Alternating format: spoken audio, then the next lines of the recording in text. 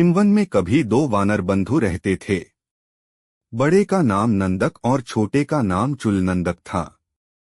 वे दोनों वहां रहने वाले 80,000 वानरों के मुखिया थे। एक बार वे दोनों वानर बंधु अपने साथियों के साथ कूदते फांदते किसी दूरस्थ वन में चले गए और अपने साथियों के साथ नए नए के फलों का आनंद लेते रहे।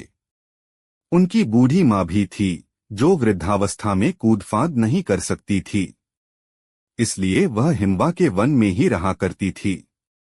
दोनों ही वानर बंधु अपनी माता का भरपूर ध्यान भी रखते थे। वे नए वन से भी अपने अनुचरों के हाथों अपनी माता के लिए फलादी भिजवाते रहे। कुछ दिनों के बाद जब दोनों वानर बंधु हिमवा स्थित अपने घर पहुंचे तो उन्होंने अपनी माता को कंकाल के रूप में पाया। वह बिल्कुल हड्डी की ठठरी बन चुकी थी। उसने कई दिनों से कुछ भी नहीं खाया था। उनके द्वारा भेजे गए फल भी उस बूढ़ी और रुग्ण माता तक नहीं पहुंचा थे, क्योंकि साथी बंदरों ने वे फल रास्ते में ही चट कर लिए थे। अपनी माता की दयनीय दशा को देखकर उन दोनों बंदरों ने शेष बंदरों से दूर रहना उचित समझा और अपनी माता के साथ एक नए स्थान पर डेरा डाला। एक दिन उस वन में एक शिकारी आया। उसे देखते ही दोनों वानर पेड़ के घने पत्तों के पीछे छुप गए, किंतु उनकी वृद्धा माता, जिसे आंखों से भी कम दिखता था, उस व्याध को नहीं देख सकी।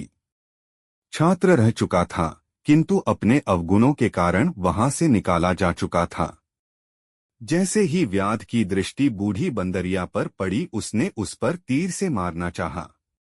अपनी माता के प्राणों की रक्षा हेतु नंदक कूदता हुआ व्याध के सामने आ खड़ा हुआ और कहा, हे व्याध, तुम मेरे प्राण ले लो मगर मेरी माता का सहार न करो। व्याध ने नंदक की बात मान ली और एक ही तीर में उसे मार डाला।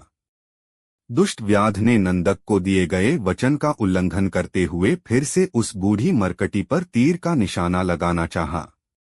इस बार छोटा भाई चुलनंदक कूदता हुआ उसके सामने आ खड़ा हुआ। उसने भी अपने भाई की तरह व्याध से कहा, हे व्याध, तू मेरे प्राण ले ले मगर मेरी माता को न मार। व्याध ने कहा, ठीक है, ऐसा ही करूंगा, और देखते ही देखते उसने उसी तीर से चुलनंदक को भी मार डाला।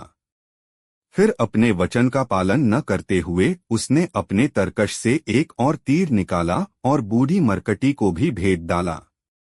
3 बंदरों का शिकार कर वह व्याध बहुत प्रसन्न था, क्योंकि उसने एक ही दिन में उनका शिकार किया था। यथाशीघ्र वह अपने घर पहुंचकर अपनी पत्नी और बच्चों को अपना पराक्रम दिखाना चाहता था।